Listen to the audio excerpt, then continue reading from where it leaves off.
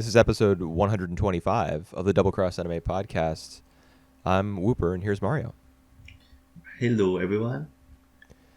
All right, it's the end of, well, I was going to say it's the end of the winter 2021 season. Really, it's the beginning of the spring season.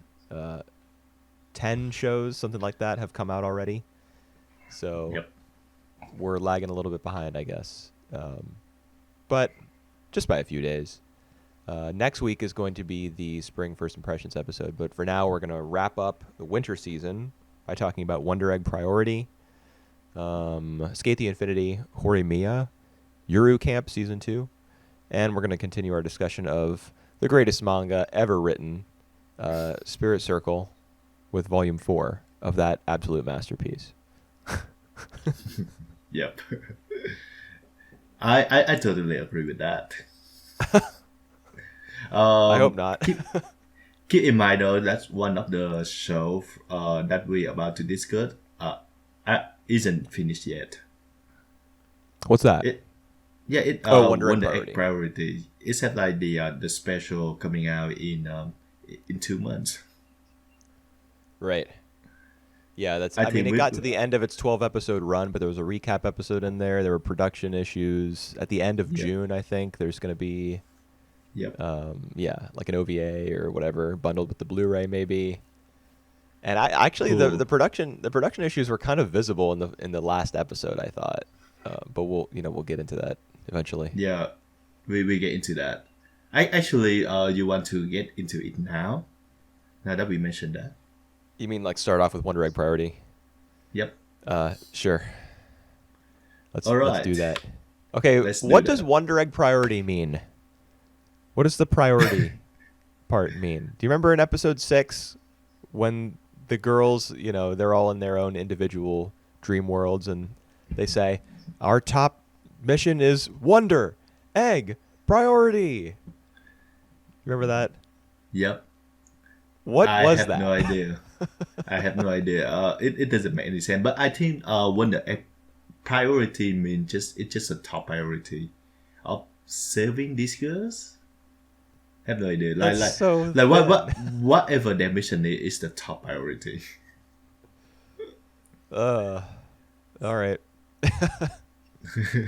Yeah, like 80% of the time when a TV show or whatever, like a movie, title drops, when they say the title, it just makes me like roll my eyes, Yeah.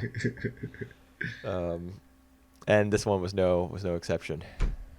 All right, I would say that Wonder Egg Priority, the series, not the name, has been alright. It's a really interesting series for sure.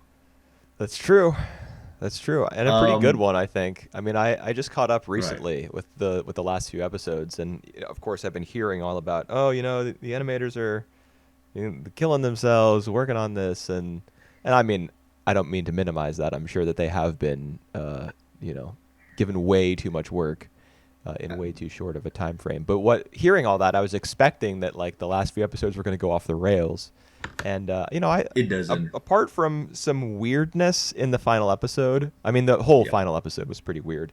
But apart from that, I think the show carried itself pretty well. I agree on that. As soon as I know that there is the filler episodes, the recap episodes. Actually, have you watched that recap episodes? I did watch it. Yeah. I didn't watch it though, but I heard a lot. There was nothing new. Yeah, but I heard like it's a good recap episodes from from some other people that from the internet basically. All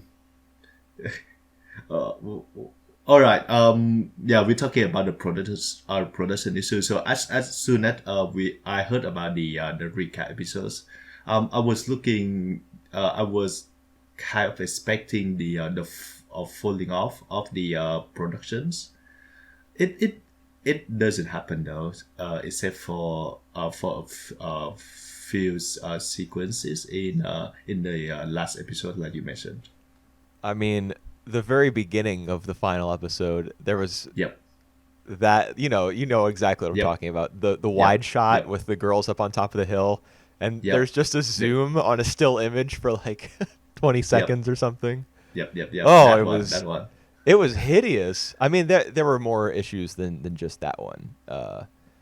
Well, With that final episode, but I that was clearly the worst.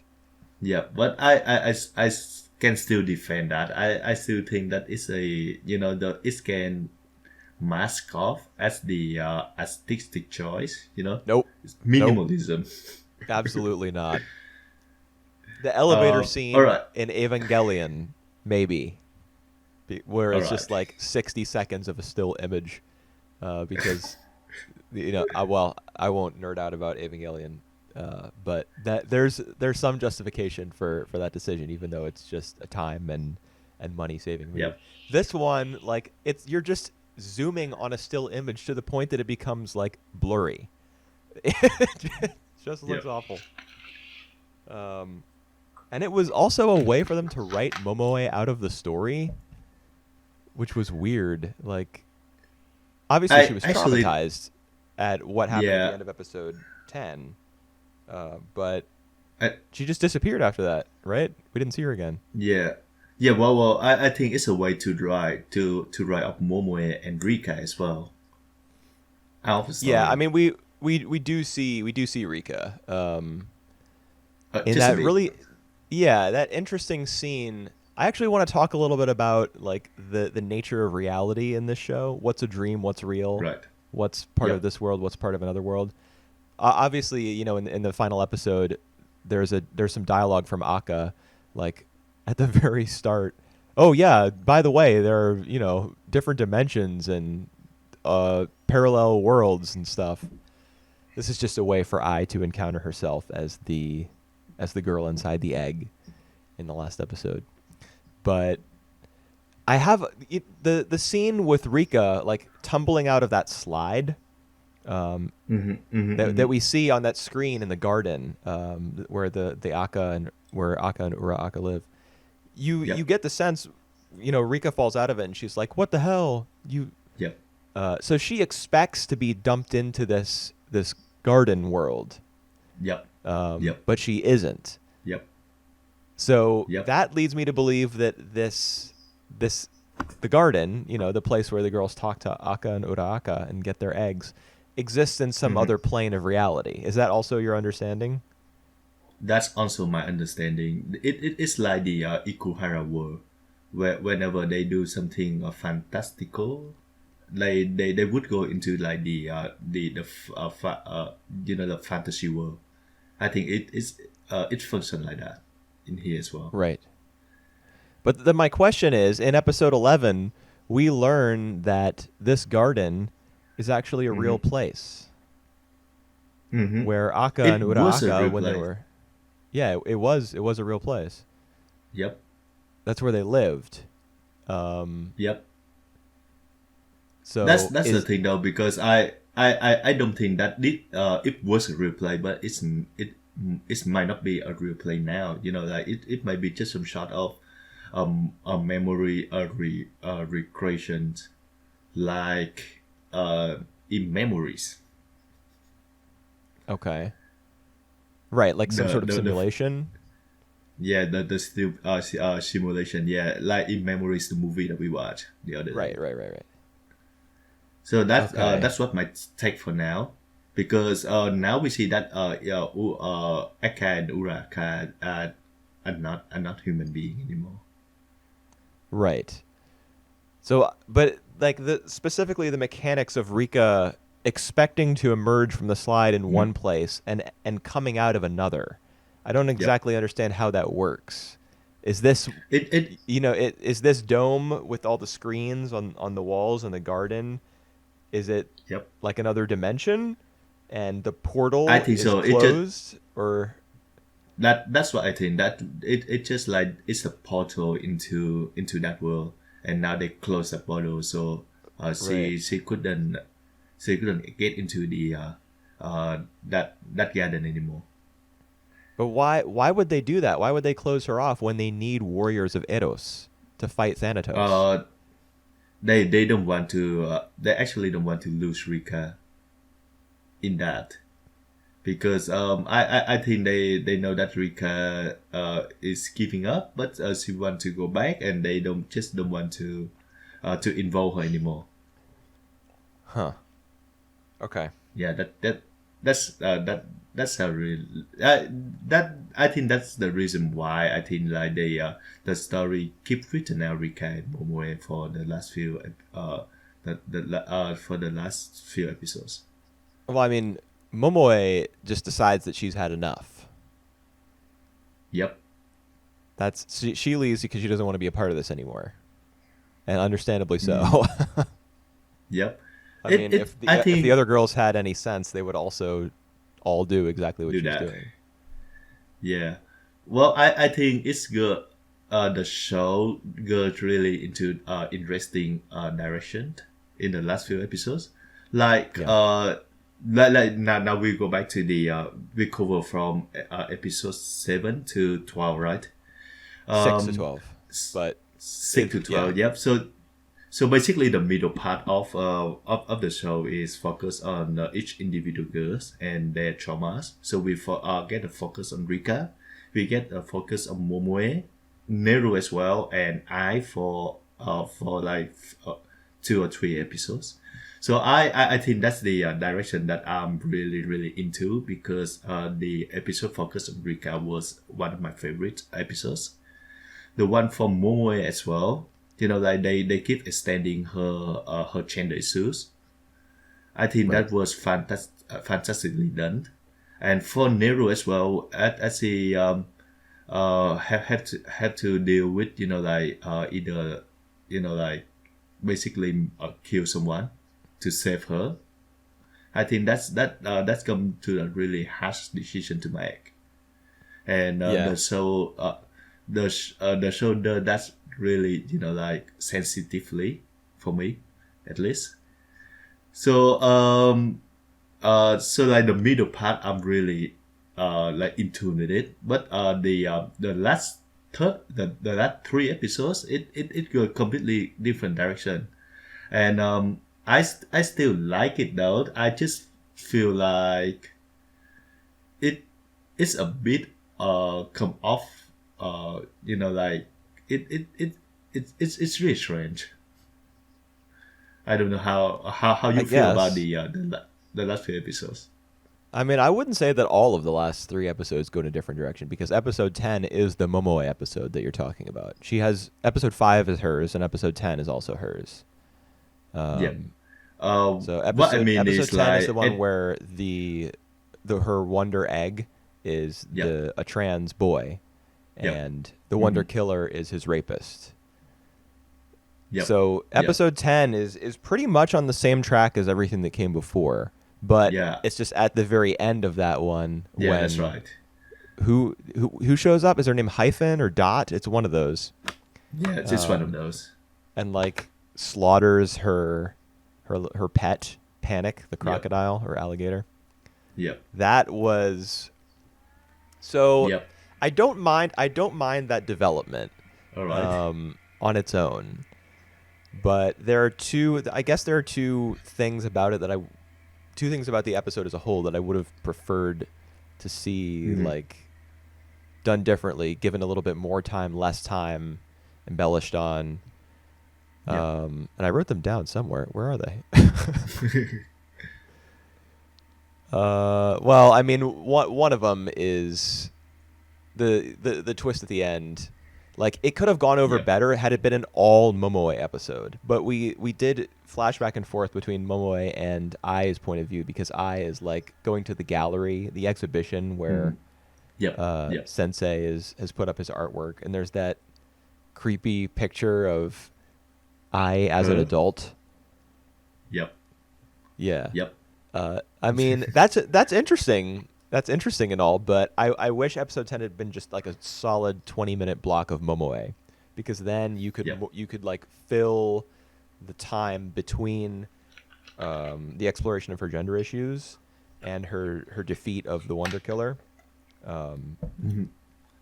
and like you could create a more natural path from that to the twist ending at the end, where she's like being force fed the flesh of her animal companion and like throwing up and developing insomnia and stuff. Yep.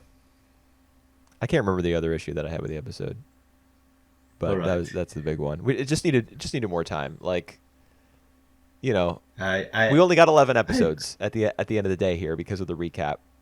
Mhm. And we'll get a 12th eventually in June, but even 12 is not quite enough. We need Yeah, we need like a 15 episode run or something for this to have, or maybe 14 for this to have worked out completely. I really hope that the special that we got is in double length because with the amount of loose threads that they have at the moment, I'm just afraid that it can be able to conclusively hold everything for just 20 minutes. So I I mean, agree with your there's no way. sentiments. There's no way it's going to be double length. I mean, when the production company for this series like ironed out all of the details, um, they don't say, oh, we want 12 episodes of indeterminate length. You know, like they don't Mhm. just let the staff do whatever they want. They plan Yep. for a specific number of like episodes at a specific number of minutes because they're like selling them to the TV stations and etc. Hmm. So it'll just be a normal length. And I mean, I doubt that it'll wrap everything up conclusively because I mean, you already alluded to this, but the story does go in a weird direction at the at the very end. The Yeah. multiple dimensions, the whole backstory with Akka and Ura Akka, and I guess we should talk a lot about that as well. That's episode 11 Yep. because that Yeah. was something. Honestly, that might be That my favorite episode of the show. really that was the Yeah. weirdest one for sure, and It I'm was not. definitely the weirdest. Yeah, I'm not really sure if I like it or not because like I just feel like the whole notion of that story, that Aka and Uraraka, creating and adopting a kid through it is some kind of uh uh it just feel it just feel dark for me. It just like the It is whole dark. notion of it. The whole episode is twisted, man. Yeah, There's a girl who electrocutes her stepmother, I guess you would call her, yep, by yep, throwing a pregnant woman by throwing yep, a hairdryer into a bathtub. There are scenes where a father pushes his daughter down the stairs and then locks her in like this little miniature cellar in the floor. yep. Um, there's there's a scene where a girl who is in love with her uncle tells her to wait for him so that they can get married or something. I Yep. think it was implied that Frill's body was burned by Uraaka. There was that scene where they're both walking up the hill together, and then Hmm. eventually he returns to the garden, and there's like stains on his legs. Which I think were like ashes or something. And there was a scene of like a hallway on Yeah, fire, which was very vague. You remember what I'm yeah. talking about? Yeah. Well, I don't really remember the context of it, but I remember like the scene that you were talking about. Do you remember the shot of the body catching flame, like catching on fire? Yeah, yeah, It was yeah. like a blink and you'll miss it moment. It was very, like it was pretty clear as they were approaching the end of that episode. Whoever storyboarded it was like, I just want to get this done. Yeah, but even like the whole concept of it, like I actually like my take of that episode is more of like a child grooming, you know, the way that Aka and Aka create a child of that age and bringing her up, but she process some but that there is like sexual tension between the girl and the fathers, that's Yeah, the vibe that I got. There was some of that. Yeah, that's part of what made it so creepy. What gave Yeah, yeah. the episode such a twisted slant. Um, I liked it. You like It was twisted just it story. was I like what? You like I like twisted twisted story. stories. Yeah. Well, I mean, it was so It I don't know. It was so yeah, it yeah, was but so like the motif of the jellyfish for Frill and all the lip smacking that she did. yep, yep, yep, Um, yep. it was like there were a lot of horror elements. I guess the Yeah, that's jellyfish right. doesn't have much to do with the horror Horror. part. Yep, Um, yep, but the even the scene, for example, where when she's still a little girl and she's playing in the pool that's on the roof of a building or something. I can't remember exactly where the pool was, hmm and then she splashes her both of her fathers, and then they're like, cut it out, and when they look back, she's not there. yep, yep, It's yep. like even that is kind of foreshadowing that something is not quite hmm right with this Yep, girl, and she's yep, like asking Uraraka who he hates more, his brother or the yep. woman that chose him. Like it's just I so no, strange. I also like you. I just like love every minute of it, but it just give me the feeling so weird, so twisted. Yeah. Like it's remind me of a good deal of Lane as well. The way that Frill have like all this wire attached to her, and she can Right. like control and manipulate it all the girls just just by she's still while she's still staying like underground. Yeah, that was weird. I like when it comes to the logistics of this show, like how exactly the artificial intelligences operate and what exactly the boundary is between the real world and the parallel world and the dream world and the garden world. Yep, yep, Those yep. that even small things like the fact that whenever the girls have their girl talk sessions, like their meetings, Mm-hmm. there's never anyone else around. Have you noticed this? Yeah, I noticed that. What's the deal with that? Where are they? Yeah, it And is a bit that's in the real like world. that's right. It's a bit like a monogatari series where you don't really see uh uh the like crowd people. Yeah, but I mean, this show is not nearly as abstract as the Monogatari series That's right. That's right. in terms of like its I don't know its setting, its location. It doesn't like kind of jet off to La La Land or just put weird geometric shapes all over the place and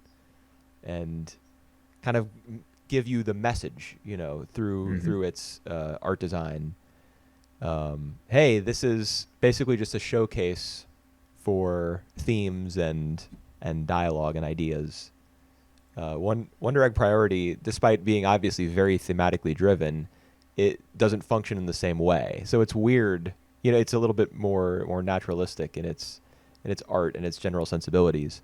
So it's just strange that there aren't any people around in those scenes. Like, is it an abandoned shopping center or something? Yep. Yep. Yep. And what I also feel like is that episodes of Thrill, the backstory of Aka and Uraka, is it's kind of like a tonal ship. It is like the tone is like totally different from the other episodes of Wonder Egg Priority so far, in a sense that like every other episode they actually care about the girl's perspective. Like how even like the egg girls or our five main girls uh they care about what they feeling, what they think, but in that story, in Frill story, Frill is more of like the antagonist, and it's from the perspective of the main of Uraka. Right. Yeah, that's true. Yeah, so Um, I just feel that it's very interesting, that episodes alone. yeah, I think it is really really interesting. Um, whether it end Interesting up is to definitely the whole a word stories. for it. Whether it's end up to the end of the story though, I'm not really sure. Like they introduced that backstory really late in the games, and Yes. except for hyphen and dot, we don't see any of the like relation to the main story right now. Well, just Yeah, and that's something else I don't understand. Like, what is the purpose of the Wonder Eggs? How is that going to help Akka and Uraraka in their mission to stop Frill? How does that stop girls' yeah, suicides? Because it it happens in dreams. yeah, I completely agree, and it's vague as heck, like Yeah. actually like the point for I Neru and Rika and Momoe trying to do that is because they want to save the girls, so like this girl can come back to life. So that's the Which whole doesn't premise, happen. which we don't know for sure, and No, they're and dead. I mean, the eggs are these guys are scientists. Akka and Uraraka are scientists. So the eggs yep, must be like they must contain some sort of data about yep, about I don't know, yep, the lives of these girls who have committed suicide because they've done all this research. They have that bulletin board yep, up with all the pictures of the girls who've taken their own lives. yep, So they know about the circumstances of all the girls, what why they killed themselves, et cetera, yep. where it happened. So I don't know. I just feel like the eggs are data packages, Yeah, but I I don't know, but understand how the yeah. Go ahead. yeah, yeah, but the thing is, they also have like the statue of these girls, and and when they kill a monster,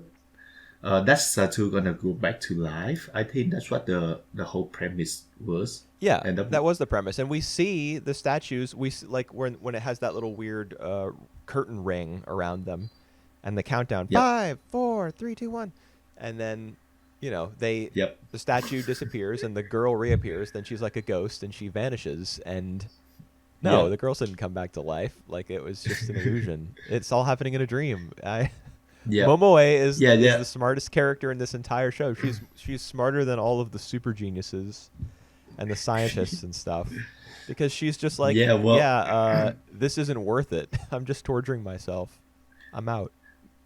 yeah, that's the thing because they have been manipulated by Aka and Uraka for really like ambiguous mission. Like they don't even know the detail for sure, and that's one thing that I noticed though. Like on the monster that they fight, um, they so there are two things about that because like we see in the last episode where I fighting against her teacher.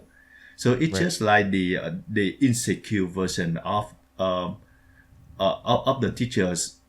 So it's not like the teacher for real who doing that to her, but it's just like her insecurity that make him that way. You know what I mean? Um, I don't So I so don't, I don't know. I so it's mean, like if you think about some of it, the other Wonder Killers, they abused the girls yeah, who yeah, committed suicide. yeah, and that come to my second point because when they are trying to kill on these killers, on these wonder killer, you say wonder Yeah. killers there. It's just they killing the images of them, but it's not like the real person that they kill. So like the problem still exists in real life. Well, in real life, those girls are dead. They've killed Well, themselves. in yeah, but in real life, these predators are still like pretty much untouched. Oh yeah. Yep. So it just they fighting against the mental images of the predators, and so like it. I actually just the thing that like all they did is just invent. It doesn't really affect that much in real life. Like all the predators are still there. Like they don't know about this. They just like they still there to like to abuse other girls, Right. And it just kind of like a peace of mind for all these like suicided girls. Peace of mind. Yes. Yeah. I So mean, it. I.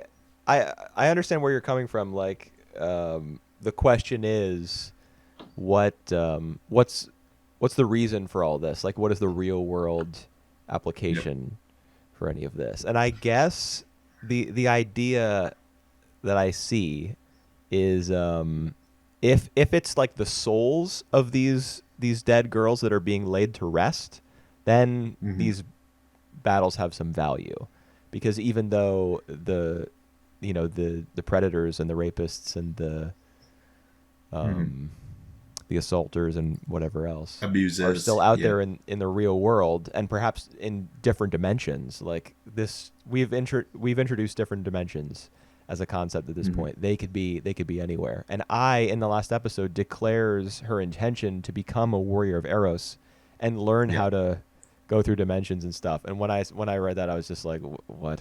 Yeah, yeah, yeah. What's going It's like on? the it's like the most lousy part for me in the whole series. Yeah. Well, it It does make it me, does fall apart when you a little bit when you think about it too much. Like when you think about what the real world effects of all these fights are, like all these flashing lights and pretty colors. What's really being achieved? yeah, Um, if they're laying the souls of these girls to rest, then that hmm, at least is worth something. yeah. Um, but are they? I don't know. I I I don't It's know just that. difficult to know because the show itself, I was speaking about it being a little bit more naturalistic than Monogatari, but One Direct Yep. Priority in the final episode got very abstract, not just in its presentation, but also in the nature of like what you know, the Yep. the phys- the metaphysical nature of the entire universe that they inhabit. There's Yep. like Yep. string Yep. theory and shit. I don't know what's what anymore. I I actually think it's a good idea. Like on one hand, I think it's a good idea to see her past self, the one that hasn't made any friend and then succumb to kill herself. At the same time, though, I also think that it would work better if I met Koito instead. If the egg were her best friend, and she learned like everything from Koito perspective while she commits suicide. I think it just worked just as well or even better than this. But Koito can't be the egg, right? Because she's already the statue. We didn't Uh, see any of the statue girls as eggs. X. Well, we see like one of the heroine uh is an egg. So there's no certain rules for this. I don't know. The show seems to be inventing a lot of rules for itself as Yeah, it gets to the very end. There's that's true.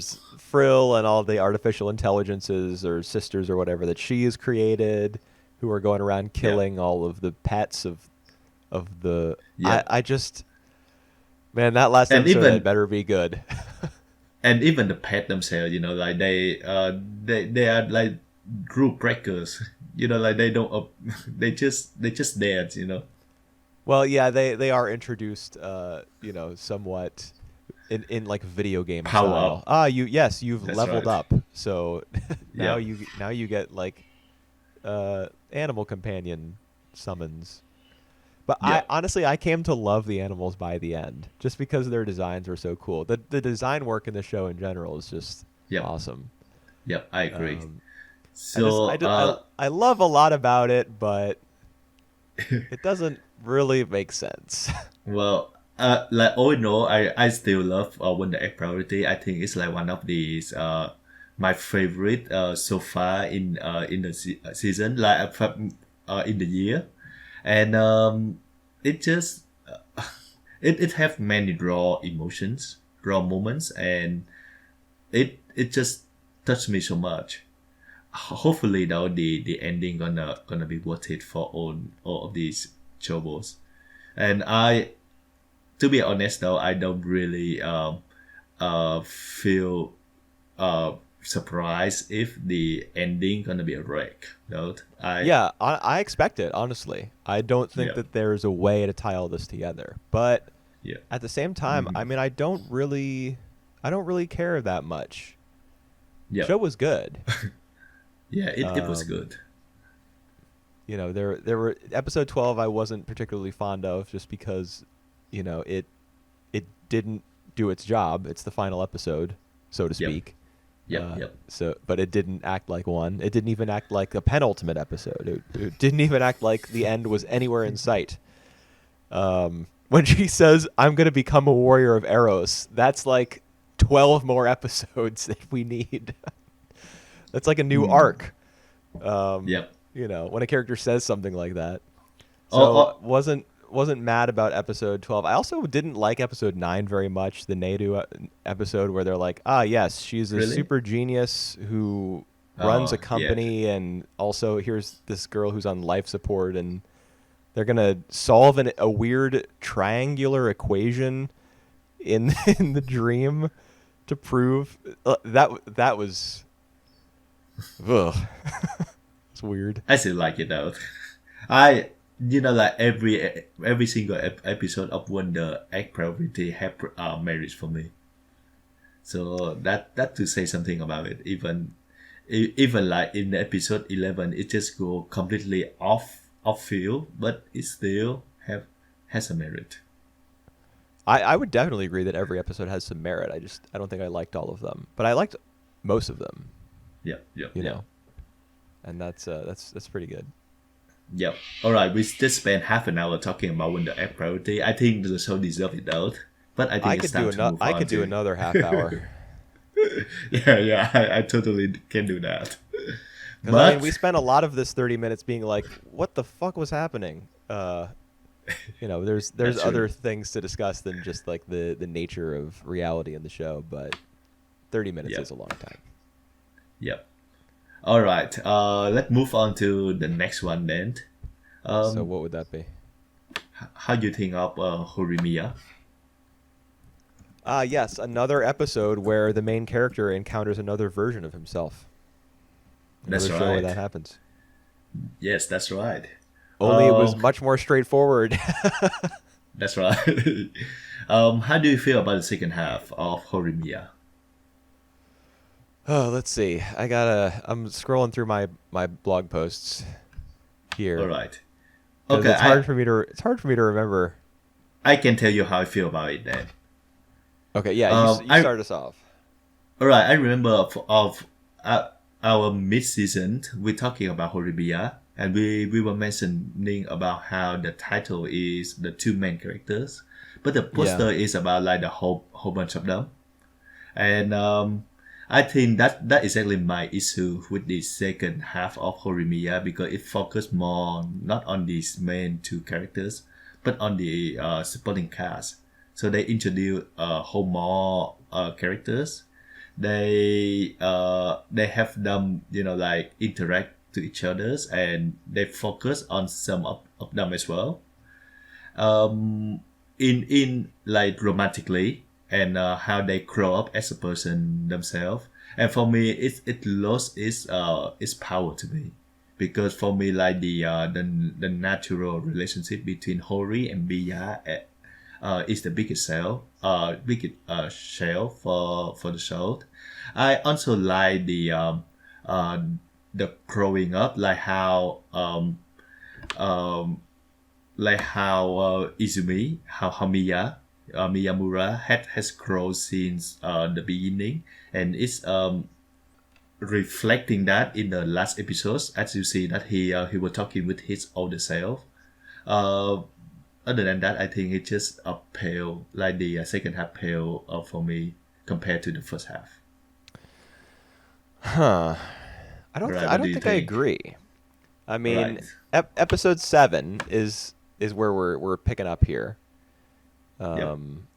And episode 7 is a huge Horimiya episode. It's the one where they make love for the first time. Make love. Yeah. Do you not remember episode 7 where he's on vacation because a family member, I think there's a funeral there's a death in his family. He moves away. All Or right. Yep. he goes Yep. away Yep. for a Yep. bit. Yep. Yep. Yep. Yep. And Yep. you Yep. know they're texting, and he stops Yep. Yep. responding Yep. eventually because something's wrong with his phone. When he comes back, um, they have sex. All right. You don't remember Holy this? fuck! Why didn't I notice that? I didn't. It passed. All right. All right. Just go on. Just go on. This happens in episode 7. All right. I will come back to that. But go on. Do you remember the scene where he's like running to meet her? Yep. Yep. Yep. I remember all that. I just don't remember they sleep together. Okay, well, it was like the biggest step forward in their relationship in the whole All right. entire show. All right. But, Cool. I mean, there obviously you know you don't see a sex scene, but I there's a don't fade. even see They're in bed together, and there's a fade to white, and then there's a because- voiceover where she says, "There's like a burning heat inside of me, and I wanted him to feel What? it too." Really? All right. Yes. I So, thought I mean, she I- would mention about the feeling, her feeling. She feel hot inside. All right, all right, all right. That's me who didn't really How catch could any you? of that. All right, my bad. Anyway, overall, there's more focus put on the supporting characters.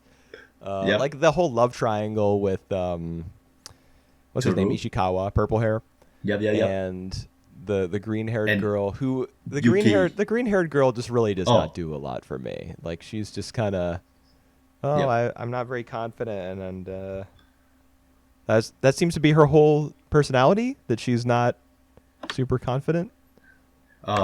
Sakura. That's the whole thing Yeah. about their name as well, because Sakura is like represent spring, and Yuki is snow to represent winter. So Right. that's the There whole was thing about this. that conversation on the rooftop between Ishikawa and Yuki, Yep. Yep. when he's like talking to her about everything being resolved with Sakura, and Yep. Yep. Yep. Yep. you know that he and Yuki kind of get on the same page in terms of their feelings for one another. The parallels or the meanings of their names and the seasons they represent, and like the visual representations of those seasons on screen, very blunt. I can only imagine being a Japanese speaker and being introduced to these characters for the first time. Immediately you hear their names, you're like, oh, okay, so one is winter and one is spring. This is obvious. This is like Yep. kindergarten level Japanese. And then the show just like lays it on thick in that one episode. And you're like, oh, just, Yep. what am I I, agree. 5 years old? I don't need all this. I'm Japanese. To an English speaker, you might be like, oh, that's pretty interesting. But I don't think a native speaker would be too impressed by that. Yep. Yep. Yep. And I did like the way that Yuki's point of view was like so centralized in that episode, though. Like when she disappears from school for a while, and you see all those Yep. shots of her like in her memories looking down like long hallways, and everything's kind of like lit in a yellowish color. It was very, very nostalgic, very like honey coated, and they let her perspective drive it instead of Ishikawa being like it's more natural, I suppose, from a storytelling perspective, for everything to be told from his point of view, because that way you get to see both girls. Like he's this kind of the center, so it's more natural for him to. He's the center of both of their affections, so it's more natural for him to be in focus, because then you can see. It's easier to engineer scenes where he's talking to one or the other. You know what I mean? I don't know if I'm I making any sense. understand. No, Yeah. I But understand your point. Instead, the show told things from her perspective, Yep. and so Yep. because we were locked into like her feelings the whole time away from school, Sorry. when she comes back and she realizes what's happened with Ishikawa and Sakura, and she understands like implicitly that he returns her feelings, the sense of relief that you feel as a viewer is like increased, because you've been with Yuki as she's been like worrying and wondering at home. Yep. Mm-hmm, So I liked that choice.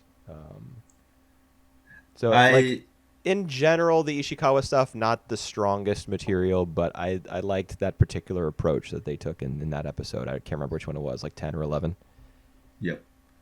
Well, I totally agree because I think that Yuki is like, except for the two main characters, she's like one of the most interesting characters because she flaw and she know that she have like her way of approach things.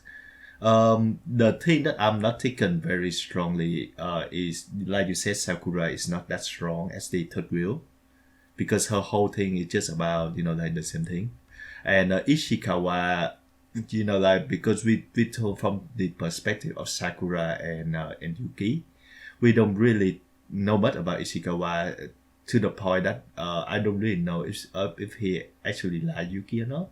Like it to the point because he seemed to oblivious about a lot of things, so we don't really know about his true feelings. Well, we And learn a little bit in episode 12. just a little bit. I think it was episode 12. That's the Christmas episode. But it Yep. was very weird. Like, he's eating at McDonald's with his friends, Yep. and he's like, "Oh yeah, I'm totally into her, but it's not like I want to date her or anything." And they're both Yeah. like, "What are you, an idiot?" Yeah, that's I, right. I didn't understand that really. And the scene where he's trying to keep Yuki a secret from the like the sexy housekeeper Mm-hmm. who works for his family, I guess it was very sitcom-y. Yep. Wasn't a big fan of that. Yep. So And yeah, Ishikawa was a bit of a blank slate, like just a best bro type of character who yep. everyone loves because he's like kind of funny, and you're rooting for him because he struck out with Hori, and I don't know. There's not a lot to him though. Yeah, and even to Sengoku, like the president, Yeah. like his characters, he's appear different at first. Like he appears as like the antagonist, a really like everyone love to hate kind of guy, and That's then just like episode in one, right? yeah, it's just for a few episodes, but he just appeared different than that he actually is, to the point that I just feel a bit weird about that. I don't know, man. I think it's only episode one where he's the antagonist, even like at the very end of episode one, you get those flashbacks to his Yep. you know his Childhood. childhood, where he Yep. was a friend to Hori. She was his childhood friend, Yep. Yep. and you realize that Hori is actually like a big bully, and he's the victim in all of this. Yep. Yep. Yep. I don't. And what did? All right, go on. He's just like a normal sort of guy. He gives some good advice to Sakura and maybe another character as well at certain points throughout the series.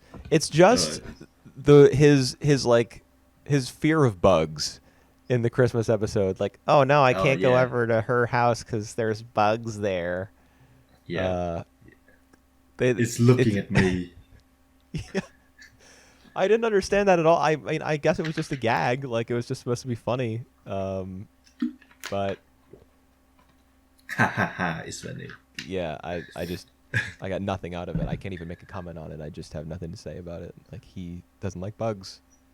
Yep. So I think that being like the last that we saw of his character kind of hurts. Mhm.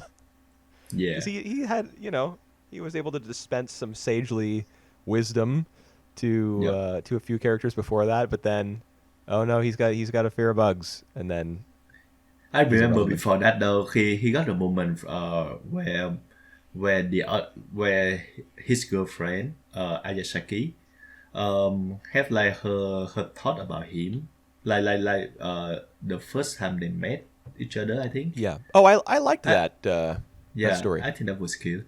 Yep. Yep. Yep. Yeah. Was that in the second half How- here? I think it was. It was the second half. How do you take on Hori and Mia, like the like the way that Hori just want to be abused? That's weird. Very weird. That's Yeah, that that's really manipulative. What do you mean? Like she's being manipulative? Yeah, that's right. Because I you can see mean, that Miyamura doesn't like it at all. Doesn't like doing that at yeah, all. that's true. I don't know. I don't think manipulative is the right word, man. It it's her kink. Like if he doesn't like it, then she should probably hold off on asking him to do it in public. But in private, like when they're at home alone, or I don't know, when they're in bed together, he could like do that for her. Yeah, Uh, you know, not publicly.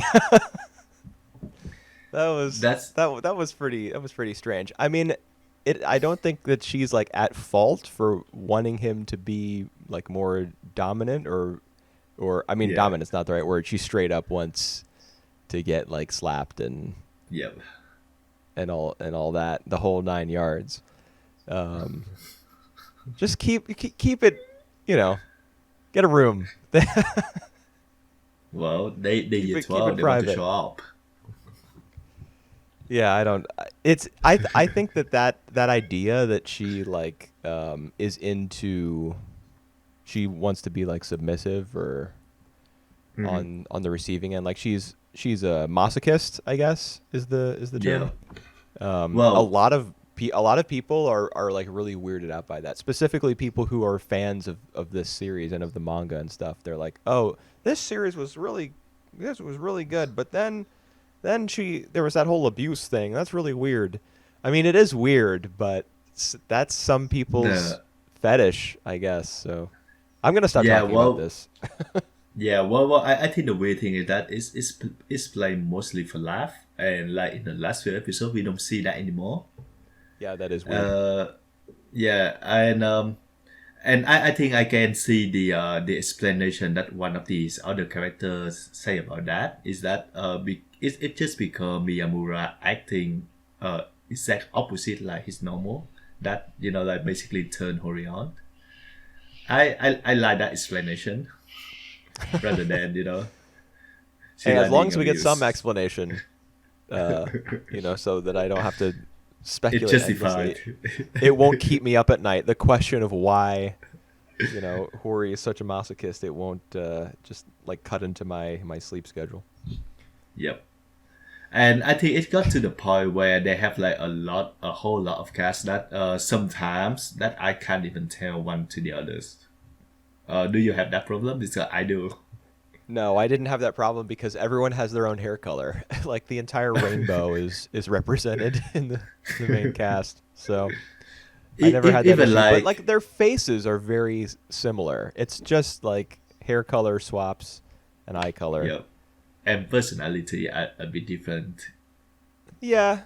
Yeah, they all but have their not own that. like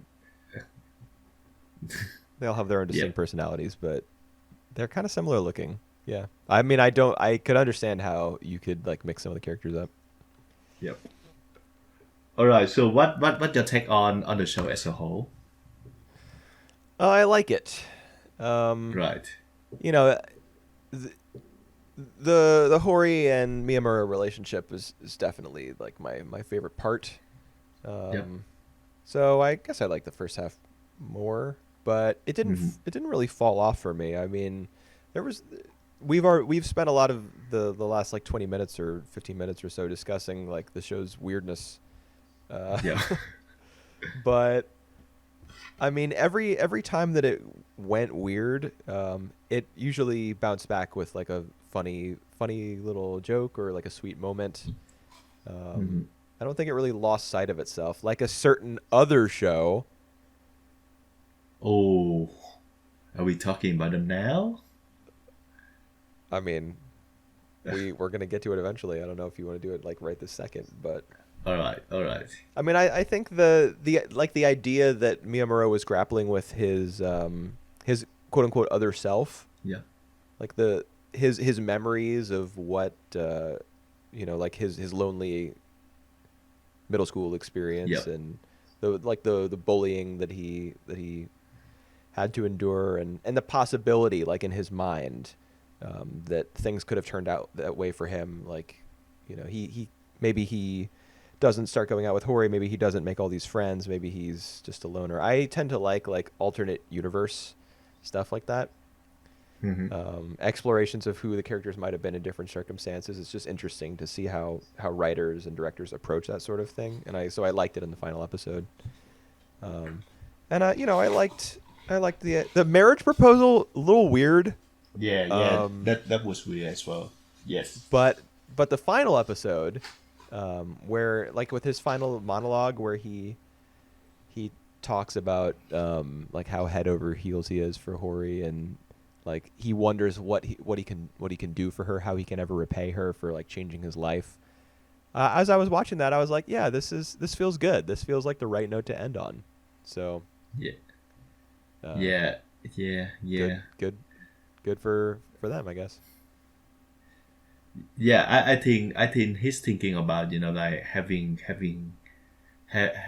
friends and having girlfriend now. That completely changed his life for good. Is a bit like too much, but yeah, I still alright with that. Too much, like in what way? In the way that like he think that it's an important like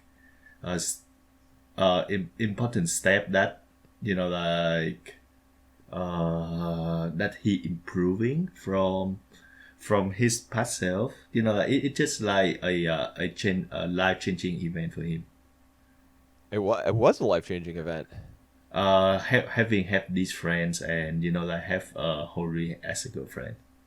Yeah, I would say so. I mean, his life was miserable before that. Plus, even if he had been like he's not a well-adjusted person. Like he struggles with like doubt and negative self-image and stuff like that. That's why we keep seeing this alternate version of himself. I think 3 times through the show's run, we saw him like have a conversation with this middle school gloomy Mura, I like to call him. And like the show was consistent about that. And it was a very real possibility that he could have stayed like a loner, friendless and like despondent and miserable. And I mean, the whole thing where he's like, yes, even if fate hadn't pushed us together, I still think the world would have moved for our paths to align. There's a line in somewhere in there along, that sounds something like that. And I was like, just dial it back a little bit. But I can forgive like 1 or 2 sappy moments. All right. It is a high school anime rom-com after all. Yeah, true. All right, let's we spent another half an hour talking about Horimiya. So let's get into I think the show that you want to discuss about. That fall off the cliff, maybe literally at the end. Literally. Yep. Multiple SK8 the times. Infinity. Well.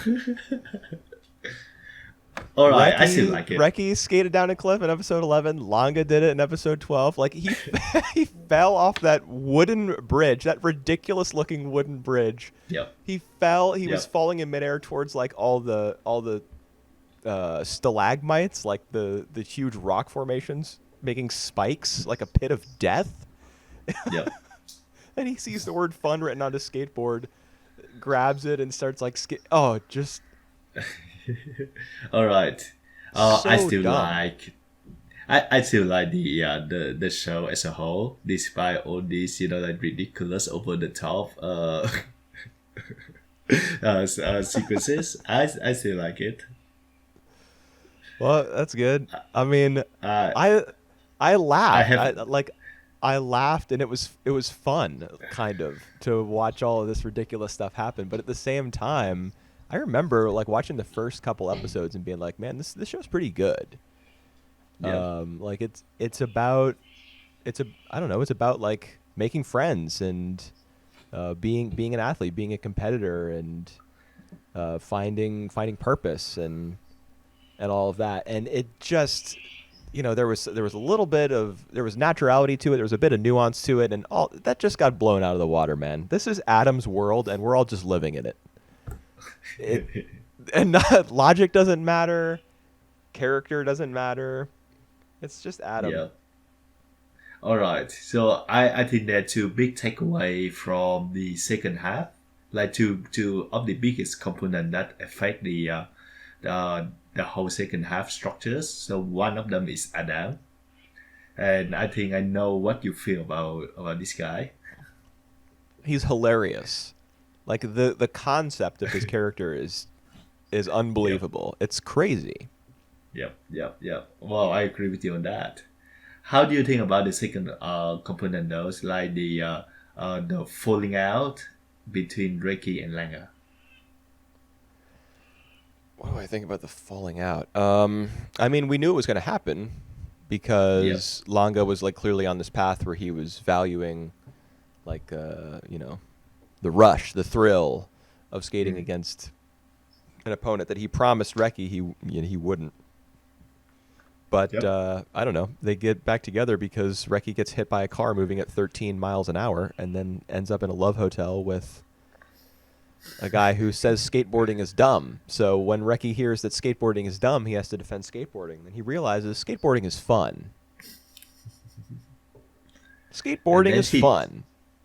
And then he rushes off to find Langa and they're friends again. Yep. The way that they become friends again is I did like the scene leading up to it. Specifically when he comes home and then he finds out Langa has been there looking for him, and then he like runs out of his house, gets on his skateboard, and he's like skating through town, trying to find him. I liked a lot of the cuts during that scene. The animation was really nice looking, and he was like, it really conveyed the desperation that he had. He wanted to find Langa as soon as possible because there was something like burning inside of him. He wanted to tell him.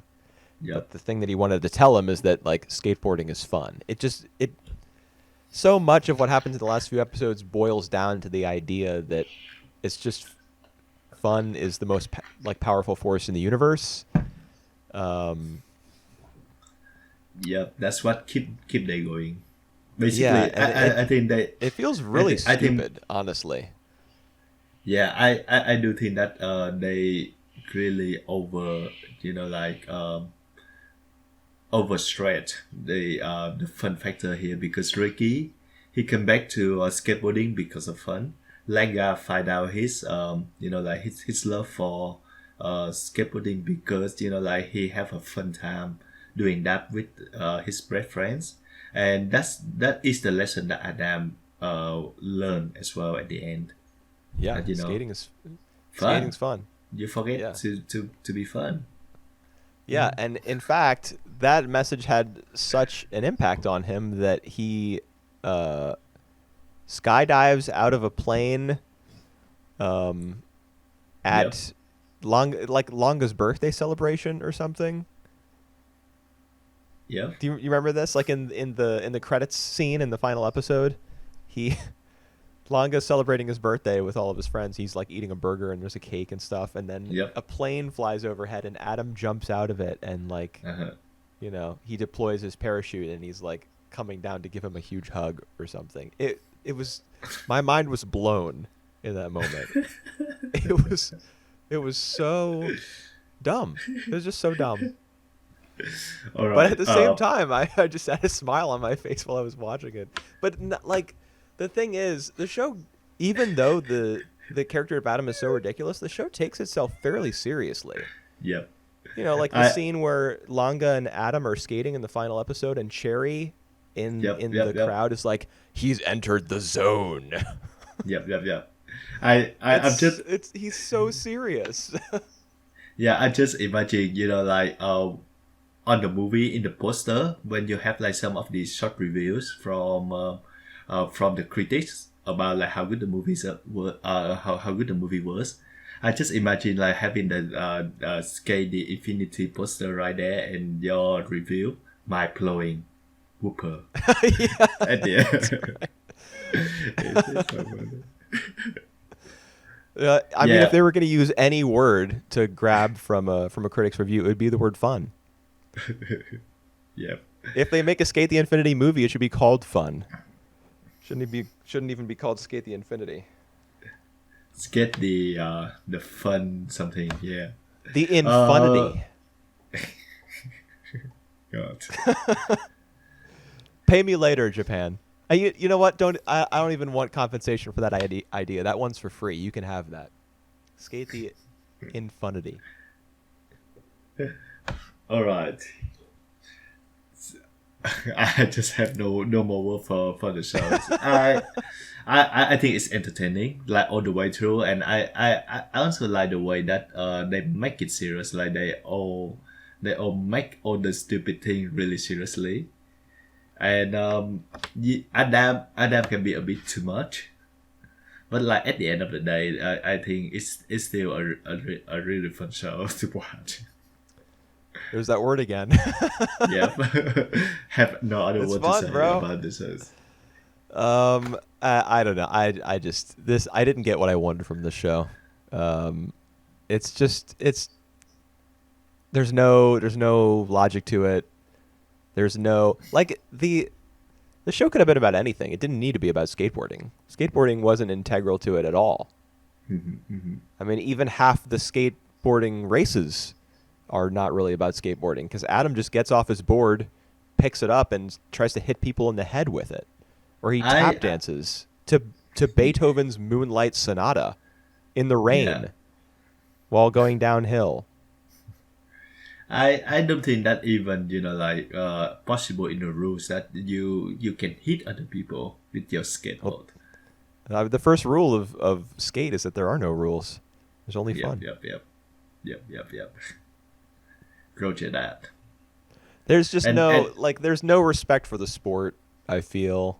Like characters, there's the Reki versus Langa, Reki versus... First of all, it makes no sense that Reki would be promoted to the semifinals to replace Shadow. Yep.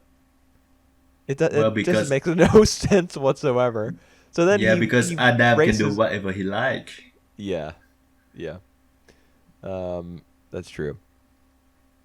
So, but wait, Reki was the one who was preaching, like, he was like, don't race against Adam, your safety is more important.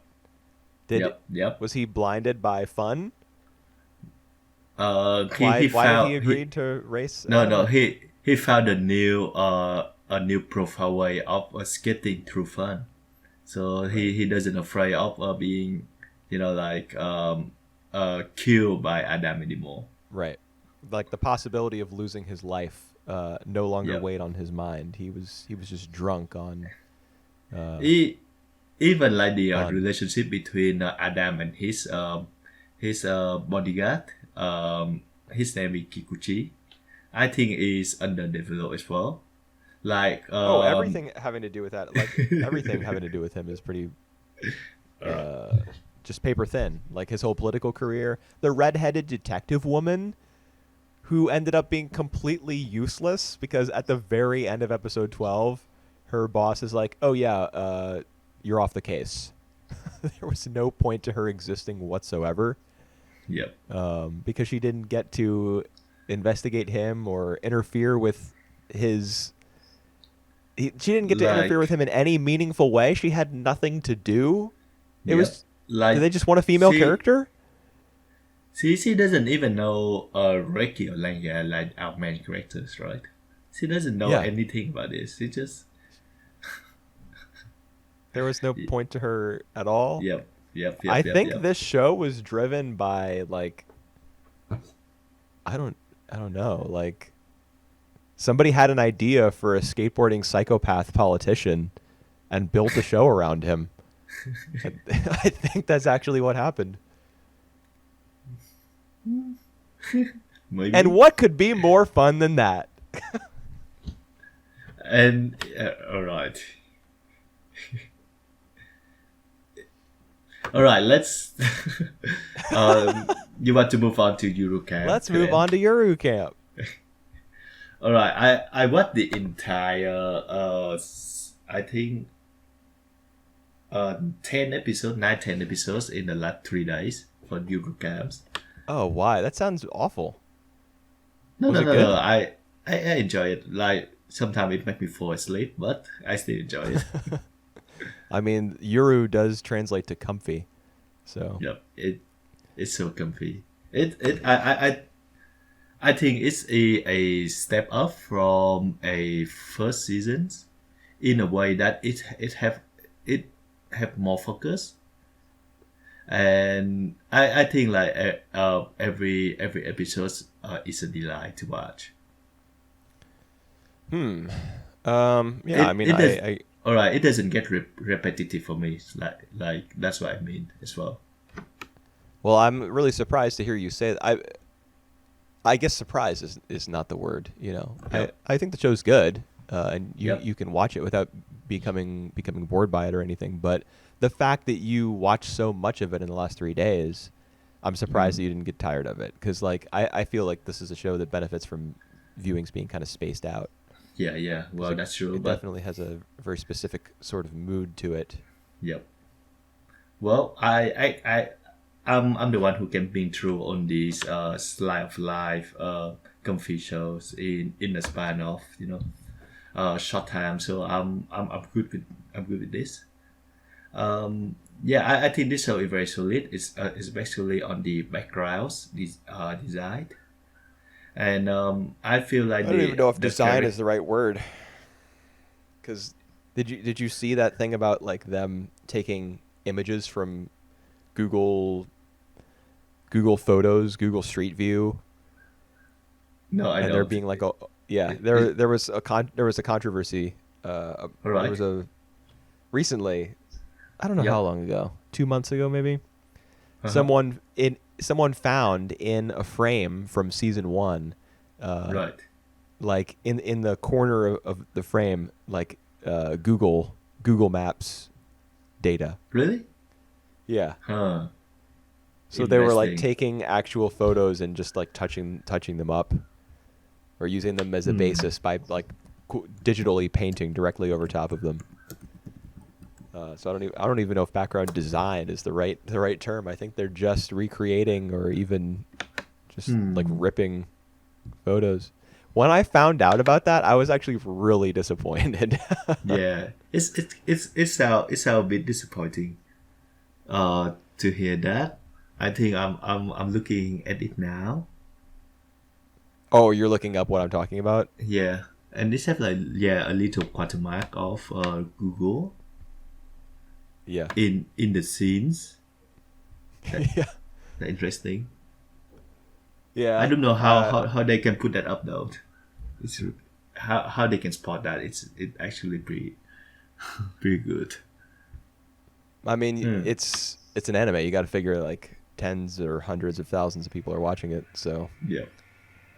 someone's eventually going to spot it. I mean, the backgrounds do look really nice, Yeah. especially whenever there's like a sunrise. I really love the sunrise scenes in this show, like when the Mhm. characters hike up to the top of a mountain and you know they're all like exhausted because they've been walking uphill for so long and their hands are cold. They're like cupping their hands around their mouth and blowing warm air, Mhm. uh, and they're all just waiting for that sunrise. And then it peaks up above the mountain, and they're all like, "Wah!" Or I don't. That wasn't the right sound, but Mhm. those moments are all nice. And I do like the Nadeshiko and Rin pairing whenever the two of them get to talk, because yep. I think Rin as a character is it's really interesting, her depiction, because she's like highly introverted, Mhm. Mhm. but she's not like cripplingly socially weird Yep. and awkward. Like a lot of characters in anime who are introverts are just like neats or Yep. Mhm. whatever. Like they're isekai'd into another world so they can learn how to be a human being. Yep. Yep. Rin Yep. Yep. just likes being by herself, Yep. but she also still values spending time with friends. So I think the show always strikes a really nice balance with her character. Yeah, I do think that Green and Nad, oh wow, Nadeshiko serve as like a really good for each other because one is introverted, one is really outgoing, and throughout the season we see how Rin getting more comfortable with spending time camping with other people, and Nadeshiko is like learning to camp by herself as well, do the solo Right. camp. So that is really really great, and like all the time that they talk together, they share their like their views of the camping, and that actually really great as well. I still remember like in the early episodes where Rin saying something about like being solo camp is to appreciate the loneliness, and I just couldn't more agree with that. I just feel I like think that may have like you been like get into the first episode of this season.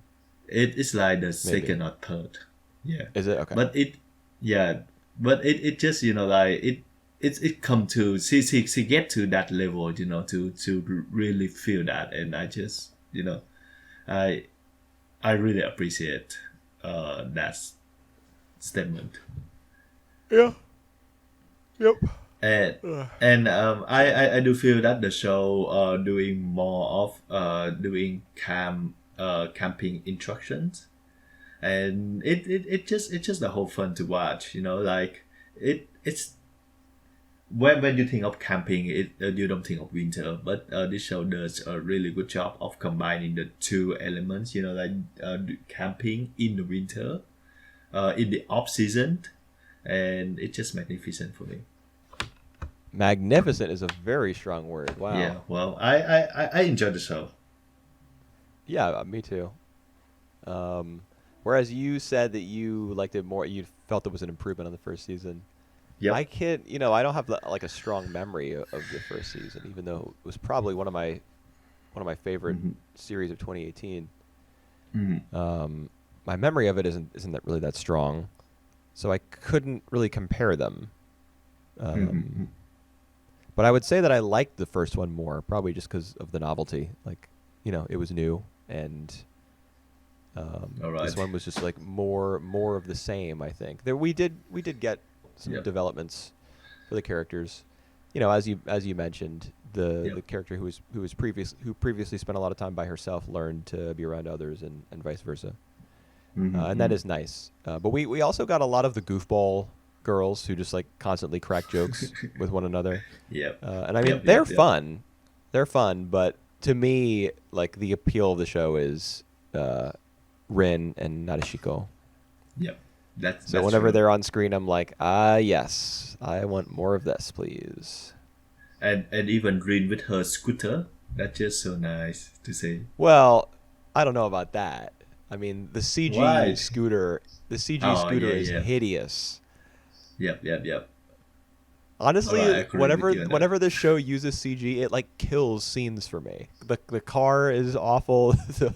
the CG model of Rin riding her scooter is terrible. I just want them to get back in nature and get off the road. Yep. Agreed. But can't go camping if you don't get to the campsite first. So Yeah. it's fine. Yeah, this show make me want to do camping as well. So I think it's a good job. Okay, well, be sure to follow all the like little reminders and pieces of advice that the show has, like in the end cards. Yeah, As every episode ends, it's like, make sure to throw away all your trash and put out the fires.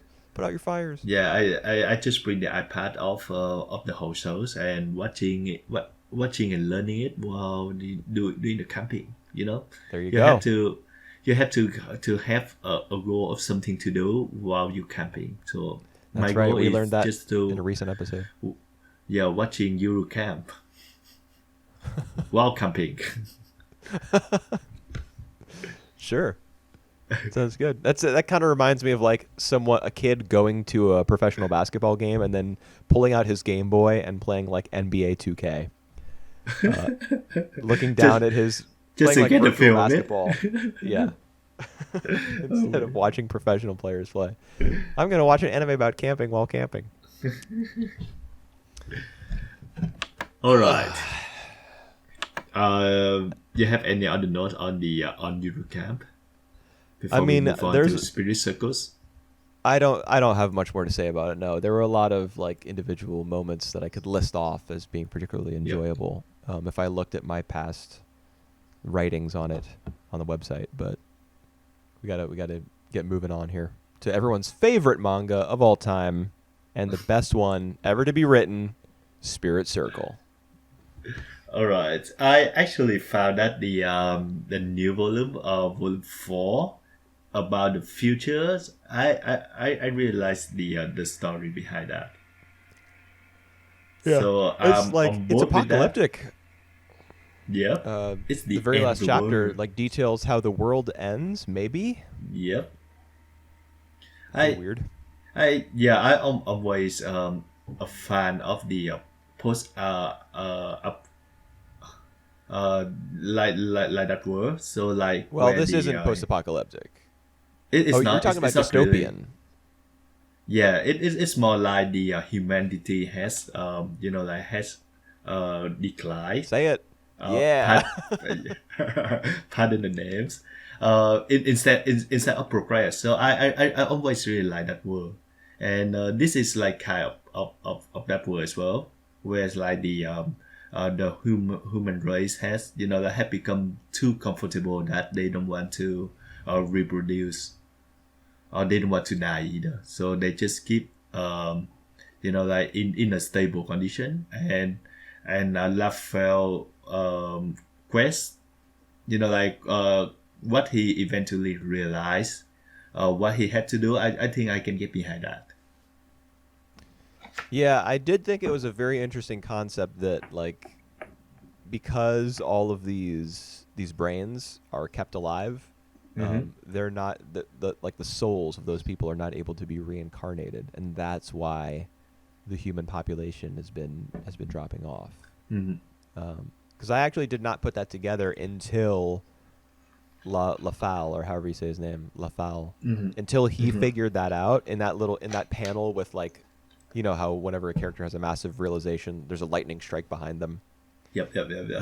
Until that lightning strike panel, I hadn't figured that out, and I probably should have realized it before, because this is a manga about reincarnation, and it's telling a story about people's souls being trapped in like behind panes of glass. Yep. So That was interesting. Yeah. I think that short stories like came together very well, and it's like further establish the relationship between Ishigami and Futa, Koko and Futa. Like they, I think it's interesting to see that they are like partner, like for most of their time, but like at the end they still, like fate have it, they still have to kill each other.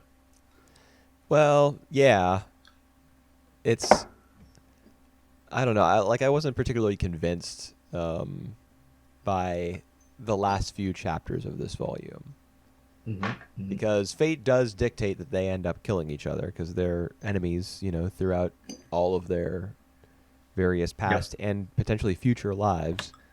And because that's the case, the series has to work to make them hate each other for one reason or another, or want to kill each Mm-hmm. other, or what have you.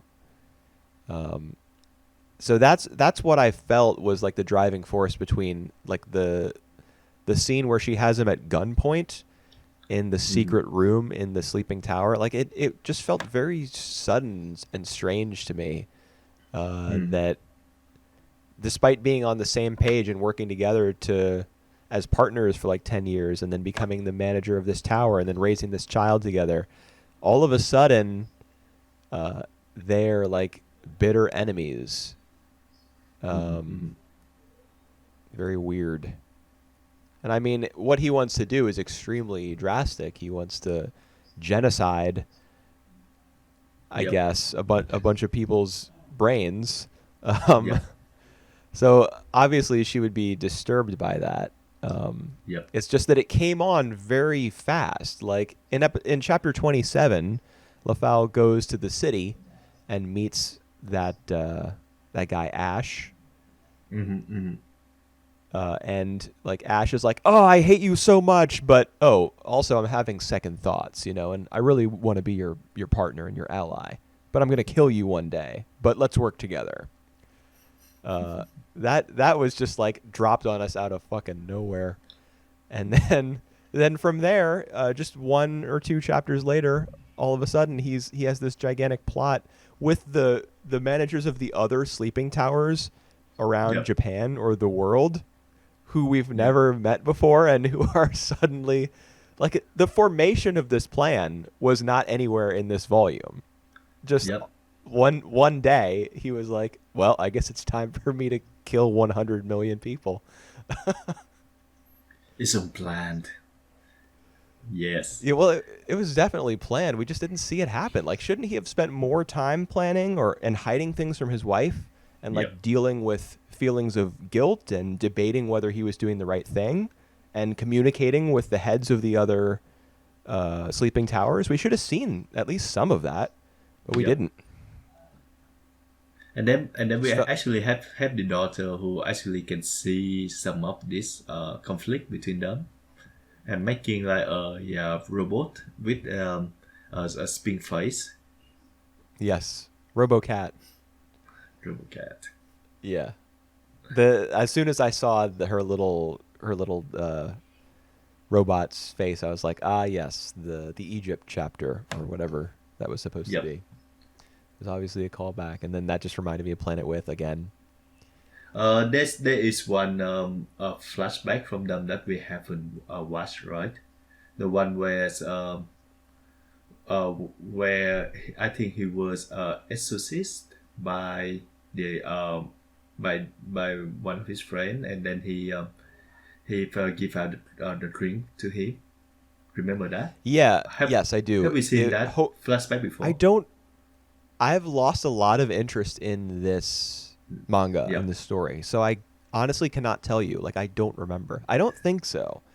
Yeah. We see that one of his friends, the guy with the long, narrow nose, Yep. Yep. Yep. is a priest or something in that future or past, and he calls out to Hotaro, which I guess will be his name in whatever his next life is that we Yep. see. Yep. I don't think that we've seen that before. Yeah. I can't recall that either. So That's pretty intriguing. I like that decision to have a character who's new to us, Lafal, yep. Yep.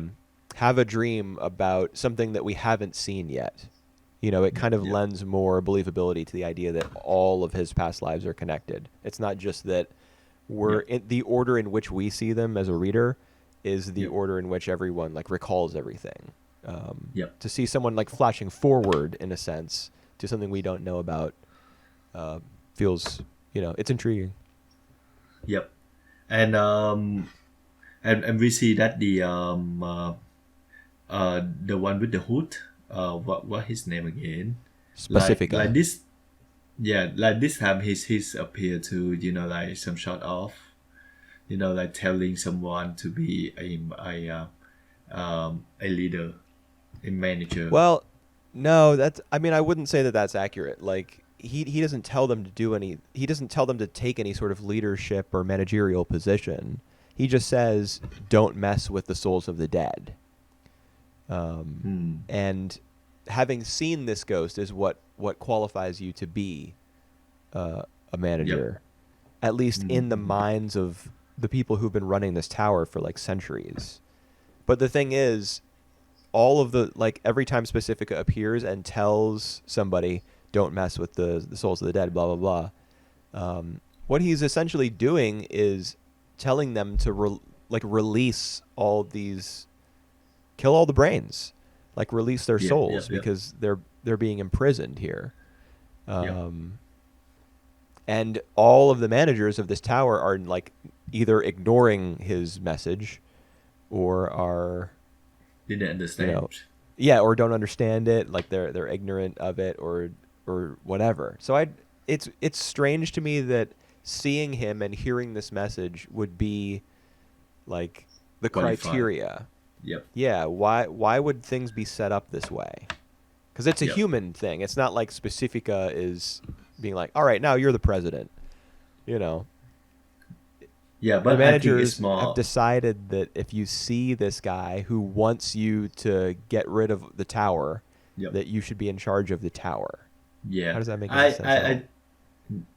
I think it just work for the conspiracy of that tower, of that sleep tower, because like they have like the underground is experimental. They doing like stuff against the law. So it just like kind of like one of their quote.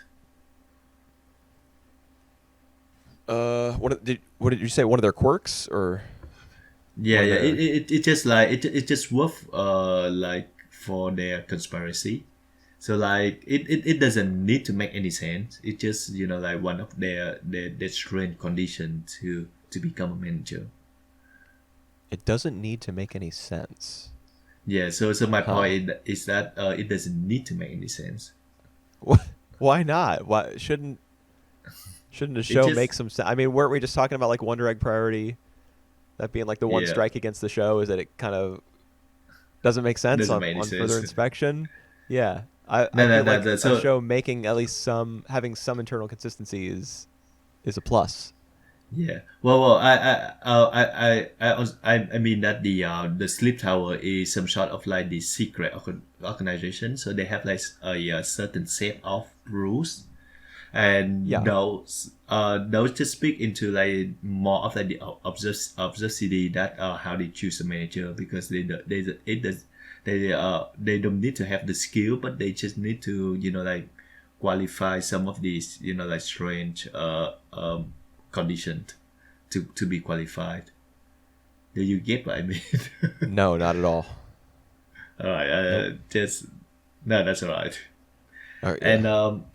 And one thing that I want to mention is like at the beginning he meet Fortuna, like the original uh counterpart of his. Yeah, well, one of his other lives. The Yep. one that Coco hates. Yeah, I think it's like the original one as well, the one that who make all the mess. Well, And I it when a character has been reincarnated over and over, I don't know if any of them are the original except for the first.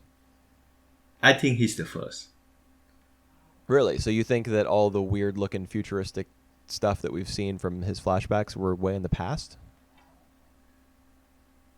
Not really the past, but like I mean like Fortuna is the first. But he isn't. He isn't really. No, like time still works linearly in Spirit Circle, even though we're Hmm. jumping around in a character's memories and their past lives and Yep. stuff.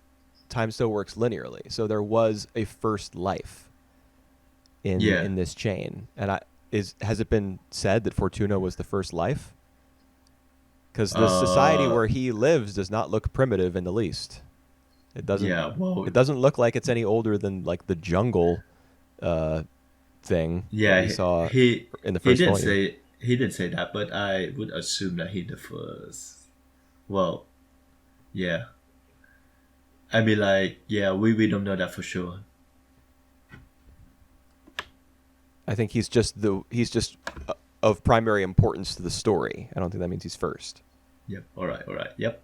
but maybe he is. I mean, Yep. I'm not attending to this story very clearly. I was like skipping huge chunks of text during All right. this volume. Like whenever there was one of those pages where it's just a bunch of dialogue bubbles or text boxes explaining, yes, humanity lost their reproductive desires and their cellular regeneration made them super strong, and the technology was out of control, so the government had to impose sanctions and blah blah blah.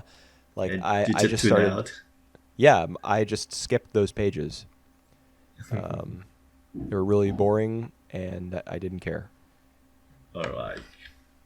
All And I got right. the gist of it anyway. Like, Yep. humanity has declined. They could have just put those 3 words on those pages, and I would have been like, all right, I get it.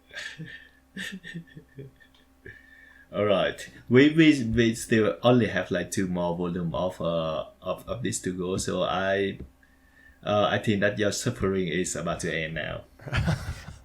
What do you mean about to end? It's gonna continue for a while longer. It won't be Two more until chapter. like the end. Two more volume, and I bet like the last volume gonna be, you know, like the whole thing come together. So it's a plus. It's not the suffering. Okay. Well, that's good. All right. Are we okay? I guess we're done. All right. I'm good Just with that. want to ask you, is there any other show from the last season that you check out and you like to recommend? Attack on Titan's 4th season was pretty good. All right. Is it the Poi final Poi of everything? Molcar was pretty good. Sorry, which one? It's really fun. Poi Poi Molcar.